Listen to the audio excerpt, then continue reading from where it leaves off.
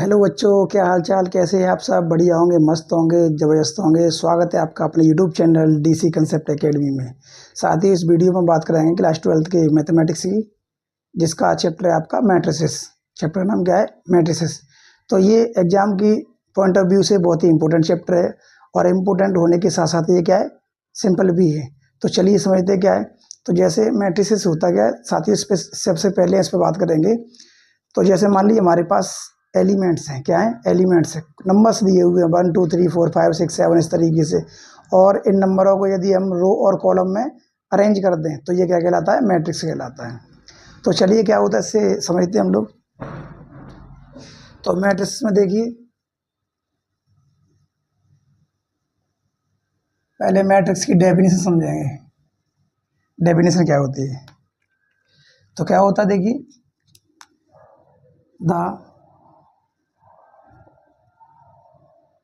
Arrangement of element arrangement of elements in form of rows and column, rows and column। अगर elements को students रो और column के रूप में अरेंज कर दें तो इसी को हम क्या कहते हैं? मैट्रिसेस कहते हैं, मैट्रिक्स कहते हैं। देखिए कैसे, जैसे मान लीजिए हमारे पास एलिमेंट है 1 2 3 4 5 6 7 8 9। ये हमारे पास क्या है? 1 से लेकर 1 to 9 नेचुरल नंबर दिए हैं। अब इन्हीं नेचुरल नंबर की हेल्प से हमें क्या करना है? इनको हमें इस तरीके से अरेंज करना है कि इसमें रो भी हो और कॉलम भी हो। तो देखिए 1 2 3 4 5 6 7 8 9। तो ये क्या बन गया हमारा? एक अरेंजमेंट हो गया जिसमें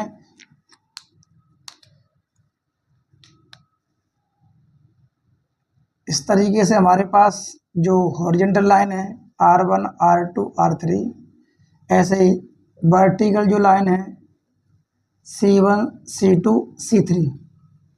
दो तरीके की लाइन हमारे पास है। एक हमारे पास हॉरिजॉन्टल लाइंस हैं, दूसरी हमारे पास वर्टिकल लाइंस हैं। हॉरिजॉन्टल लाइंस को हम यहाँ पर रो बोलते हैं, क्या कहते हैं? रो। और वर्टिकल लाइंस को स्टूडेंट हम क्या बोलते हैं? कॉलम बोलते हैं। तो ये रहा आपका मैट्रिक्स का एग्जाम्पल एक और इसमें कितनी रो है? 3।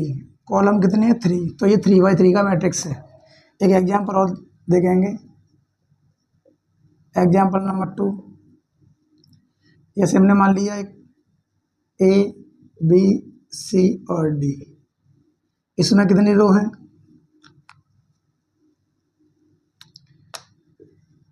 R1 R2। ये क्या है? कॉलम C1 और ये C2। तो ये हो जाएगा आपका 2x2 का मैट्रिक्स है। तो आई होप आपको समझ में आया होगा मैट्रिक्स के बारे में। क्लियर? क्या देखिए, अगर एलिमेंट्स को हम रो और कॉलम के रूप में अरेंज कर दें तो क्या कहलाता है स्टूडेंट? वो मैट्रिक्स कहलाता है। अब बात करते हैं रिप्रेजेंटेशन ऑफ मैट्रिक्स की।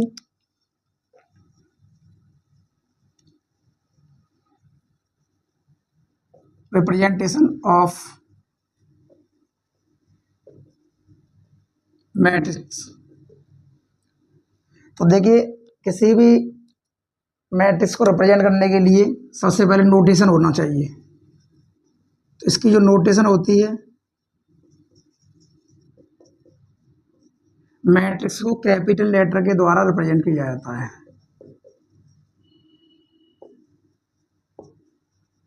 किसके द्वारा? कैपिटल लेटर के द्वारा। जैसे A है, B है, C, इस तरीके से।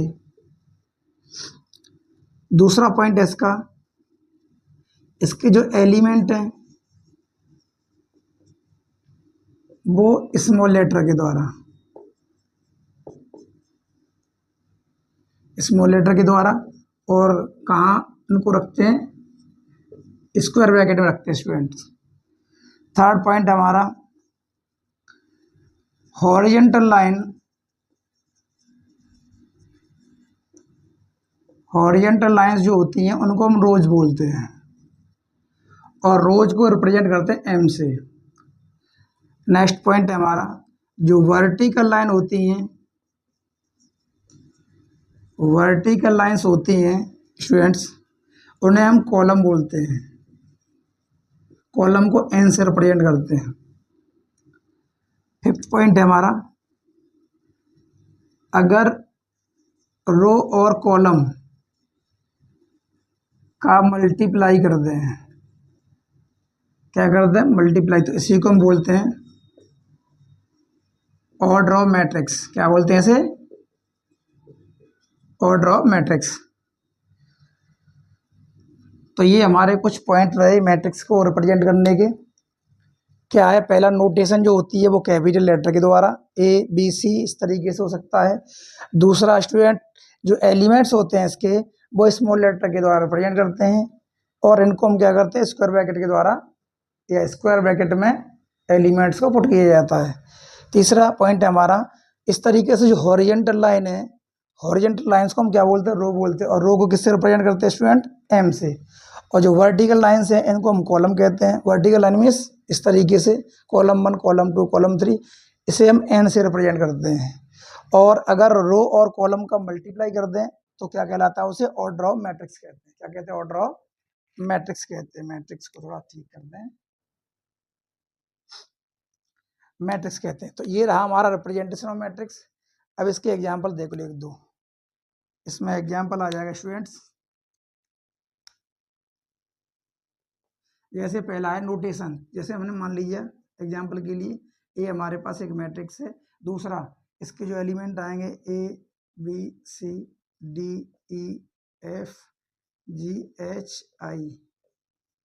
तो देखिए नोटेशन के लिए कैपिटल वर्ड आ गया, एलिमेंट इसमें स्मॉल लेटर में है अगर वो अल्फाबेट है तो, और एलिमेंट कायम रखते हैं हम स्क्वायर ब्रैकेट के अंदर रखते हैं। हॉरिजेंटल लाइन, इस तरीके से जो लाइन है आपकी, रो 1, रो 2, रो 3, इस तरीके से जो लाइन है,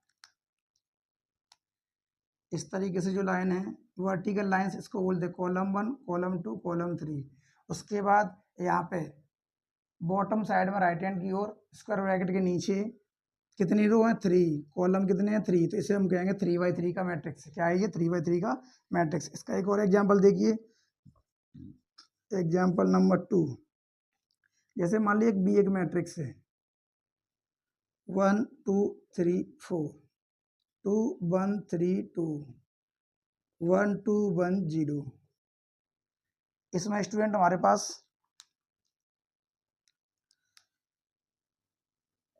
रो 1, रो 2, रो 3, कॉलम 1, कॉलम 2, कॉलम 3, कॉलम 4। इसके अंदर अगर देखा जाए स्टूडेंट्स, तो हमारे पास का जो बी मैट्रिक्स है इसका ऑर्डर क्या आएगा, तो इसमें 3 तो रो हैं, कॉलम कितने हैं, 4, तो इसे बोले 3x4 का मैट्रिक्स है। तो आई होप आपको ये समझ में आया होगा कि मैट्रिक्स क्या होती है, मैट्रिक्स को किस तरीके से रिप्रेजेंट करते हैं, उसके एग्जांपल्स क्या है, उसका ऑर्डर क्या होता है, और ऑर्डर के साथ साथ रो क्या होती है, कॉलम क्या होते हैं, रो को किससे रिप्रेजेंट करते हैं, कॉलम को किससे रिप्रेजेंट करते हैं, ये सब बातें आपने समझी होगी। आई होप आपको ये समझ में आया होगा। अब बात करते हैं students general term of matrix. General term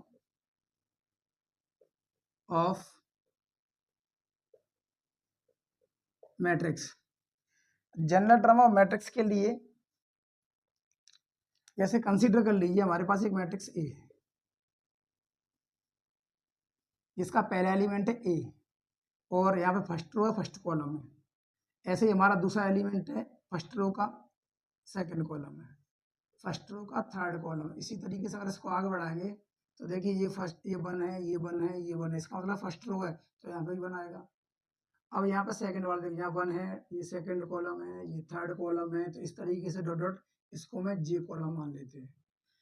अगला सेकंड रो का फर्स्ट एलिमेंट, सेकंड रो का सेकंड एलिमेंट, सेकंड रो का थर्ड एलिमेंट, इस तरीके से इसको dot dot dot A two G, A31, A32, A33 dot dot dot A3J। ये हमने क्या है रो के टर्म में, अब इसको कॉलम के टर्म में बढ़ाइए आगे, यहाँ पे आएगा 1 2 3 I 1, AI2, AI3। तो यहाँ पे स्टूडेंट क्या आएगा AI और लास्ट में आ जाएगा J। तो I और J क्या है, किसी पर्टिकुलर एलिमेंट का एड्रेस क्या है उसे हम बोलते हैं I और J। तो यहाँ पे देखिएगा इसमें क्या है, तो इसकी कितनी रो है, इसमें m रो है और n क्या है, कॉलम है। तो इसे कहते हैं हम जनरल टर्म ऑफ मैट्रिक्स। इसका स्मॉलेस्ट फॉर्म बच्चे होता है A equal to AIJ m into n। ये और ये एक ही है, ये क्या है, इसका लॉन्ग फॉर्म है, इसका शॉर्टेस्ट फॉर्म है। अब इससे क्या, इसका जनरल टर्म ऑफ मैट्रिक्स का यूज क्या है, इसके द्वारा हम क्या है एलिमेंट का एड्रेस फाइंड करते हैं। एलिमेंट का एड्रेस फाइंड करने के लिए देखिए एक एग्जांपल लेते हैं हम लोग। आपके एनसीईआरटी के जो क्वेश्चन है एक्सरसाइज 3.1 का, वो सबसे पहले आपका यही क्वेश्चन आएगा। हमारे पास एक मैट्रिक्स ए है, वो क्या है 2 5/2 -1 0 3 -5 5 2 1।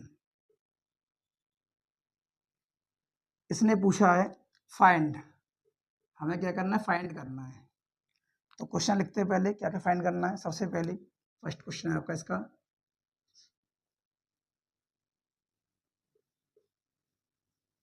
Order of matrix. दूसरा क्वेश्चन है नंबर ऑफ एलिमेंट। तीसरा क्वेश्चन है स्टूडेंट्स, तीसरा क्वेश्चन क्या है हमारा, number of row. Fourth question है नंबर ऑफ कॉलम।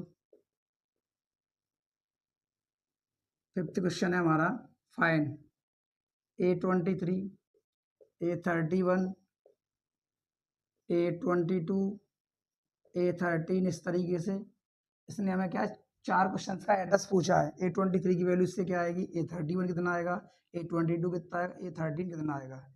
तो देखिए साथियों इस क्वेश्चन को सॉल्व करते हैं। सॉल्यूशन क्या आएगा इसका,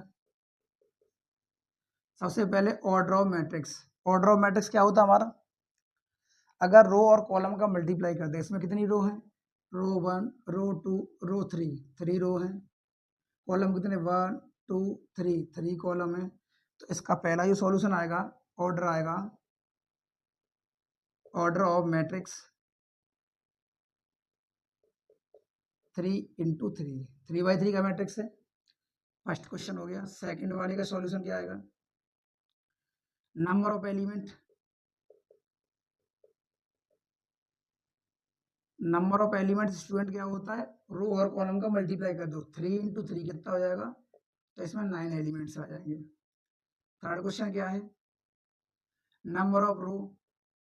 तो रो कितनी है हमारे इसमें देखो 1 2 3, 3 रो है। कॉलम कितने हैं 1 2 3, कॉलम भी 3 है। फिफ्थ वाला, अब बात करते हैं A23 की। A23 का मतलब क्या होता है,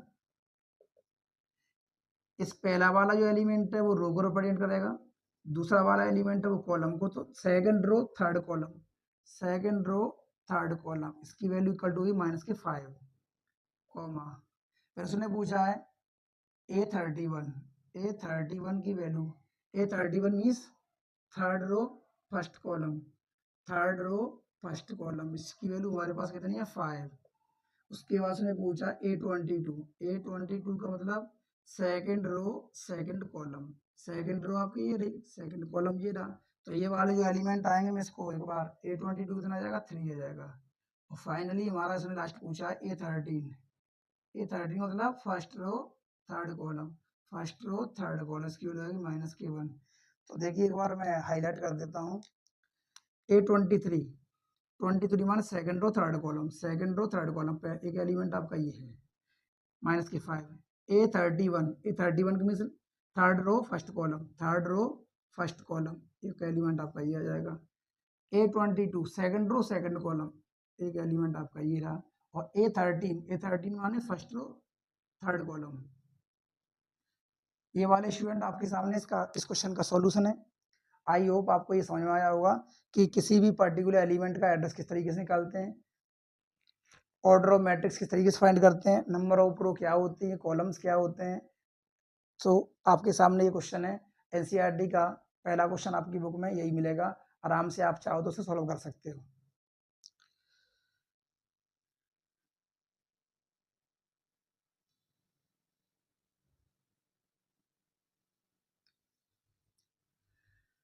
अब बात करते हैं स्टूडेंट्स टाइप ऑफ मैट्रिक्स की।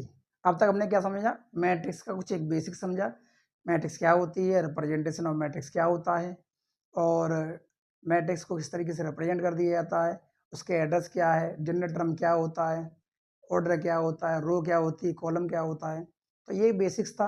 अब बात करते हैं हम लोग क्या, मैट्रिक्स के टाइप कितने हैं। तो टाइप ऑफ मैट्रिक्स में देखिए,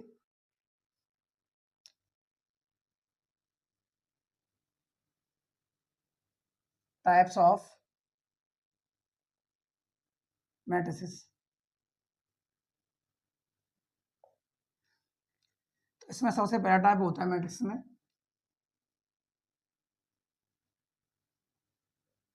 रो मैट्रिक्स। अब देखिए जो मैट्रिक्स जिसके बारे में हम बात कर रहे हैं उसमें वही सिंगल आएगा। जैसे रो मैट्रिक्स, इसका मतलब इसमें एक रो आएगी, कॉलम कितने भी हो सकते हैं। तो एक ऐसा मैट्रिक्स जिसके अंदर कॉलम क्या होते हैं, रो इक्वल टू 1 हो एंड कॉलम इक्वल टू क्या हो हमारे पास एन हो, एन माने 1 2 3 4 5 कुछ भी हो सकता है। तो ऐसे मैट्रिक्स रो की संख्या क्या होती है 1, कॉलम क्या होता है एन, इसी को हम कहते हैं रो मैट्रिक्स। इसका आर इक्वल टू, देखिए एग्जाम्पल लेते हैं, ए इक्वल टू 1 2 3 4। स्टूडेंट्स के अंदर क्या है, हमारे पास रो 1 है, कॉलम कितने 1 2 3 4। इसका एक और एग्जाम्पल देखते हैं, बी एक हमारे पास मैट्रिक्स है ए बी सी, इसके अंदर रो कितनी है 1, कॉलम कितने हैं 3। तो ये हो गया 1/3, ऊपर क्या 1/4 का मैट्रिक्स है, इसी को हम बोलते हैं क्या, रो मैट्रिक्स। इसका मतलब रो की रो यानी इसके लिए एम इक्वल टू 1 आएगा, एम इक्वल टू क्या आएगा 1 एंड एन, और जो कॉलम है वो तो आपका एन ही रहेगा, एन माने 1 2 3 4 5 कुछ भी हो सकता है। सेकंड नंबर बात करते हैं स्टूडेंट्स कॉलम मैट्रिक्स की। किसकी बात करेंगे, कॉलम मैट्रिक्स की। कॉलम मैट्रिक्स क्या होता है, तो अभी आपके सामने बताया हमने कि जिस मैट्रिक्स का नाम लिया जा रहा है उसके अंदर वही चीज वन होगी। तो देखिए कॉलम मैट्रिक्स में क्या हो जाएगा, कॉलम 1 होगा एंड रो क्या हो सकती है आपकी एम होगी। इसका एग्जांपल देखिए, एक मैट्रिक्स है हमारे पास 1 2 3, इसमें कॉलम कितना है 1, तो 3 इंटू 1 का है। इसका एग्जांपल और देखिए, और एक बी हमारे पास मैट्रिक्स है ए बी सी डी, इसमें क्या कॉलम कितना है, तो रो आपकी कितनी है 4, कॉलम कितना है 1।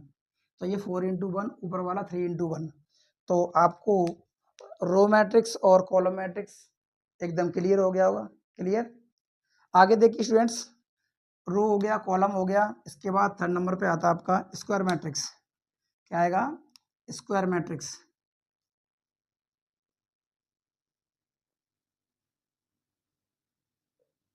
स्क्वायर मैट्रिक्स क्या होता है स्टूडेंट्स, एक ऐसा मैट्रिक्स जिसके अंदर रो और कॉलम क्या होते हैं, इक्वल होते हैं।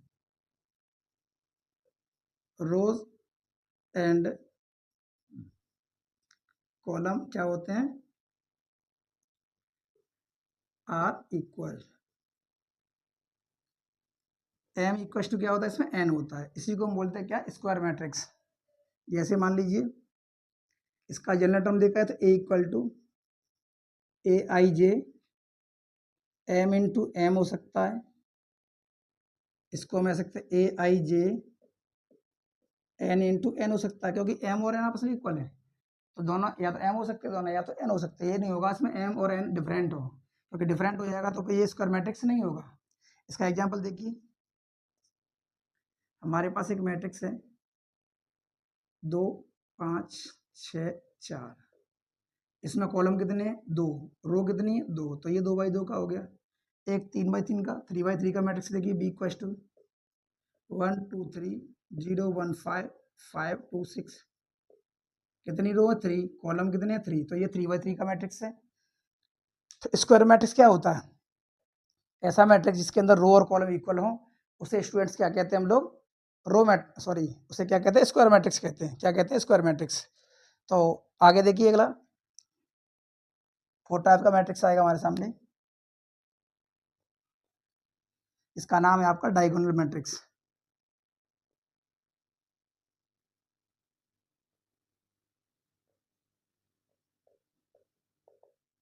डायगोनल मैट्रिक्स क्या होता है? तो डायगोनल मैट्रिक्स आपका एक स्क्वायर मैट्रिक्स होता है जिसके अंदर रो और कॉलम क्या होनी चाहिए? इक्वल होनी चाहिए। और तो लिख देंगे it is a type of square matrix. एक तो ये स्क्वायर मैट्रिक्स होता है, ठीक है। दूसरा नॉन डायगोनल एलिमेंट, इसके अंदर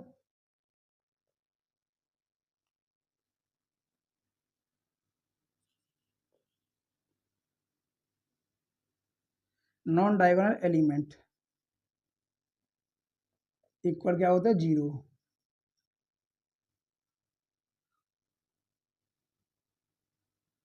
और यहाँ पर डायगोनल एलिमेंट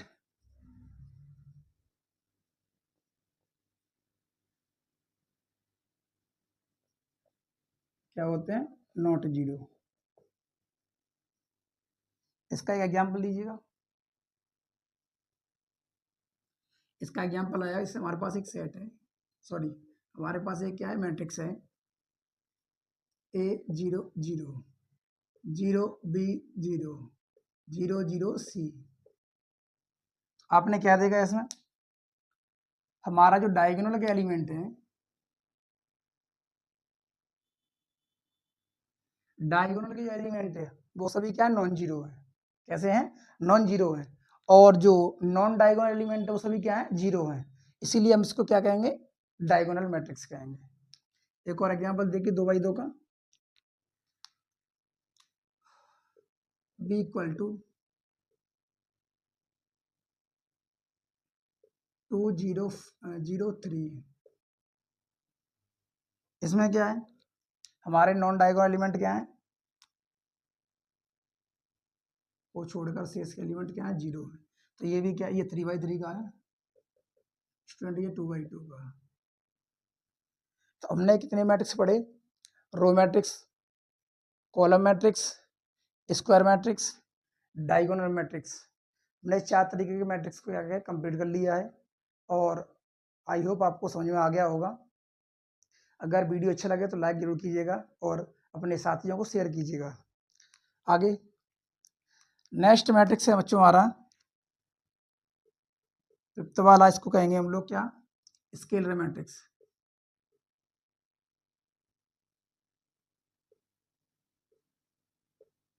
स्केलर मैट्रिक्स, ये क्या होता है? स्केलर मैट्रिक्स ये भी आपका डायगोनल मैट्रिक्स की तरह होता है।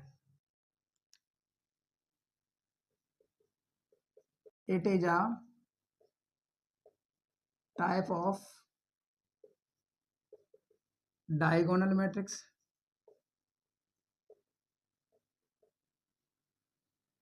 but non-diagonal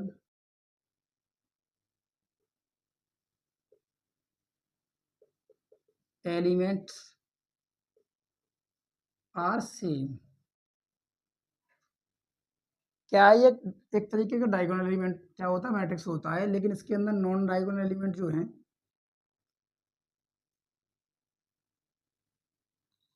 but diagonal element are same. Non diagonal नहीं आएगा तो क्या आ जाएगा? It is a type of diagonal matrix but diagonal elements are same, ठीक है ना। और नॉन डायगोनल, तो अब ये तो आपने देख ही लिया। अगर ये डायगोनल मैट्रिक्स है तो डायगोनल में आपके ऊपर वाले भी 0 और नीचे वाले भी 0 होते हैं। इसके बाद स्टूडेंट्स इसमें डायगोनल में ये डिफरेंट भी हो सकते हैं, लेकिन स्केलर मैट्रिक्स में डायगोनल के एलिमेंट क्या होते हैं, सेम होते हैं। एग्जाम्पल देखिए फिर आपको बेहतर समझ में आ जाएगा। इसका एग्जाम्पल आ जाएगा, जैसे हमारे पास एक मैट्रिक्स ए है, ये √2 है, ये 0 है, ये 0 है, ये 0, ये √2, ये 0 है, ये 0 0, ये भी √2 है। ये 3/3 का हमने क्या है, 3/3 का हमने डायगोनल मैट्रिक्स लिया, इसको हम स्क्वायर मैट्रिक्स भी कह सकते हैं बच्चों। अब इसमें देखिए डायगोनल के जो एलिमेंट है वो सब कैसे हैं, एक जैसे हैं, सेम है। डायगोनल के एलिमेंट हैं हमारे, वो कैसे हैं, सिमिलर हैं, इसीलिए इसे कहें क्या, स्केलर मैट्रिक्स। इसका एक एग्जांपल और देख लीजिएगा। एक मैट्रिक्स बी है, बी मैट्रिक्स में क्या है हमारे पास 5 0